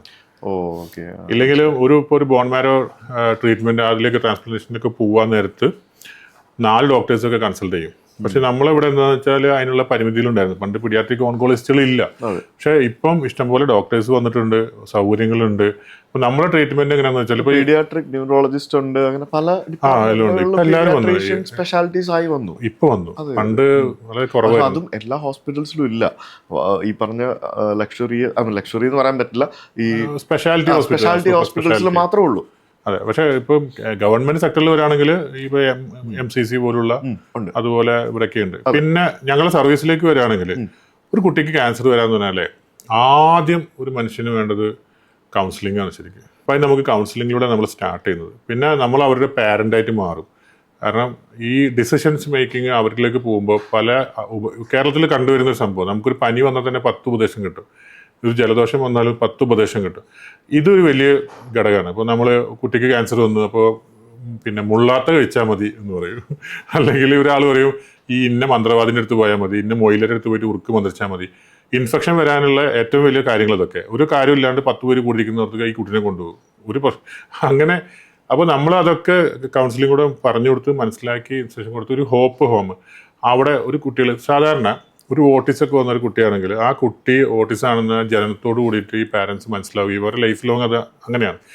ഇത് 10ാം ക്ലാസ്സിൽ പഠിക്കുമ്പോഴോ അല്ലെങ്കിൽ 8ാം ക്ലാസ്സിൽ പഠിക്കുമ്പോഴാണ് അതായത് അക്കാഡമിക്കലി ഉണ്ടാവും, നല്ല ക്വാളിഫൈഡ് ആയിരിക്കും, കലാപരമായിട്ട് പാട്ടുകാരിയായിരിക്കും, ഡാൻസുകാരിയായിരിക്കും. ഇങ്ങനെ സമയത്താണ് ഇത് ഡയഗ്നോസ് ചെയ്യുക. അപ്പോൾ ഈ കുട്ടിയുടെ പഠനം അടച്ച് മുറിയും, നമുക്ക് സ്കൂളിലേക്ക് വിടാൻ പറ്റില്ല. അപ്പോൾ നമ്മൾ അവിടെ ഹോപ്പ് സ്കൂളിംഗ് ഉണ്ട്, നമ്മൾ തന്നെ സ്കൂൾ ഫെസിലിറ്റി കൊടുക്കുന്നുണ്ട്. പിന്നെ അവിടെ പാരൻസ് അടക്കമുള്ള അക്കോമഡേഷനാണ് കൊടുക്കുന്നത്. കാരണം ചെറിയ ചെറിയ കുട്ടികളായതുകൊണ്ട് പാരൻസ് ഇല്ലാതെ നമുക്ക് അക്കോമഡേഷൻ കൊടുക്കാൻ പറ്റില്ല. അവരുടെ ബർത്ത്ഡേ സെലിബ്രേറ്റ് ചെയ്യുന്ന ഒരു കുടുംബം പോലെയാണ് അവിടെ ഹോപ്പ് കഴിഞ്ഞു പോകുന്നത്. അത്രയും ഹൈജീനിക് ആയിട്ടുള്ള താമസം. അത് പറയാൻ കാരണം ലോകത്തിൽ 3 ലക്ഷത്തോളം കുട്ടികളാണ് ഒരു വർഷം ക്യാൻസറായിട്ട് റിപ്പോർട്ട് ചെയ്യുന്നത്. അതിൽ 60,000 ഇന്ത്യയിലാണ്. അപ്പോൾ വലിയൊരു നമ്പറാണ് ഇന്ത്യയിലുള്ളത്. അതിൻ്റെ റീസൺസുകളൊന്നും ഇതുവരെ മെഡിക്കൽ സയൻസ് കണ്ടുപിടിച്ചിട്ടില്ല. അപ്പോൾ ഇപ്പോൾ ഈ ലുക്കീമിയ വന്നാൽ തന്നെ ഒരു ആൺകുട്ടിക്ക് ട്രീറ്റ് ചെയ്യാൻ 3 വർഷവും പെൺകുട്ടിക്ക് 2 വർഷം കൊണ്ടാണ് ട്രീറ്റ്മെൻറ്റ് കഴിയുക.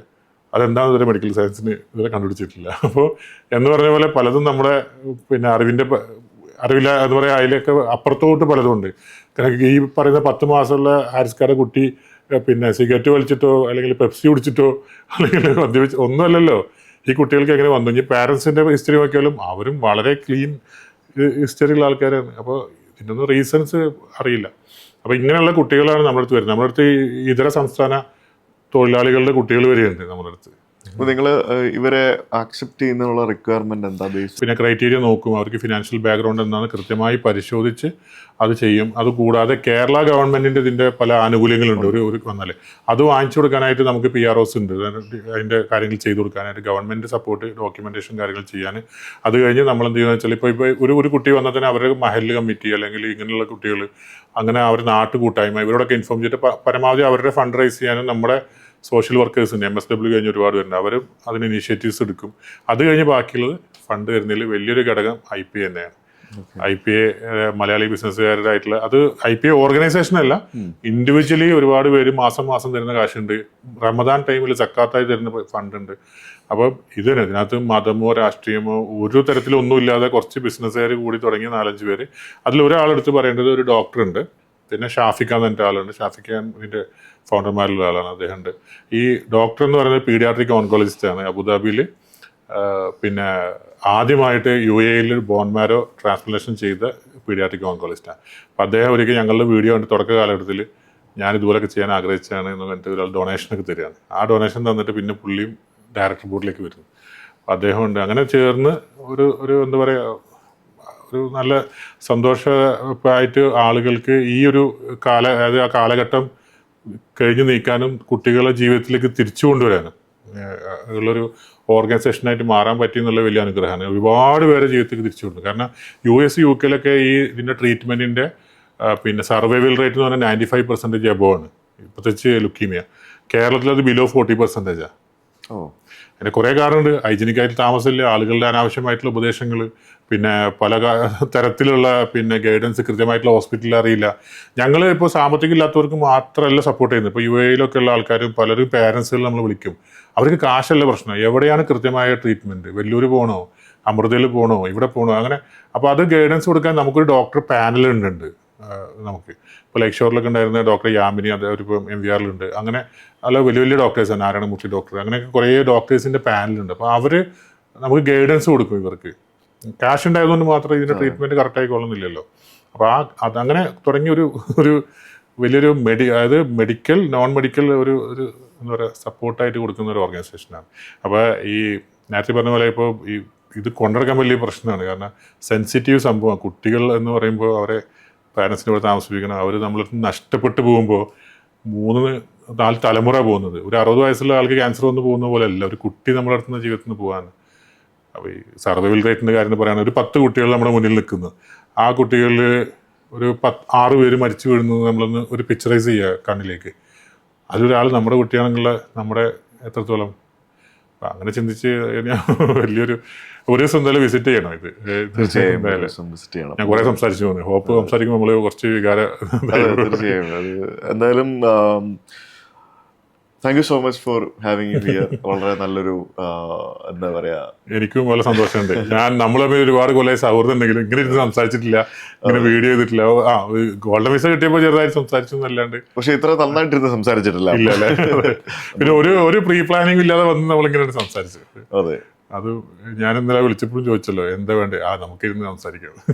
അങ്ങനെ ഇതിന് പ്ലാൻ ചെയ്തിരുന്ന് സംസാരിച്ചു കഴിഞ്ഞാൽ ചിലപ്പം അത് വർക്കൗട്ട് ആവില്ല, കുളമായി പോകും. പ്ലാനിങ് ഇല്ലാണ്ടിരുന്ന് സംസാരിക്കുമ്പോഴാണ് കാര്യങ്ങളും നന്നായി പോകുന്നത്. ജെന്യൂനായിട്ട്. എന്തായാലും താങ്ക് യു സോ മച്ച്. വളരെ സന്തോഷം. Thank you.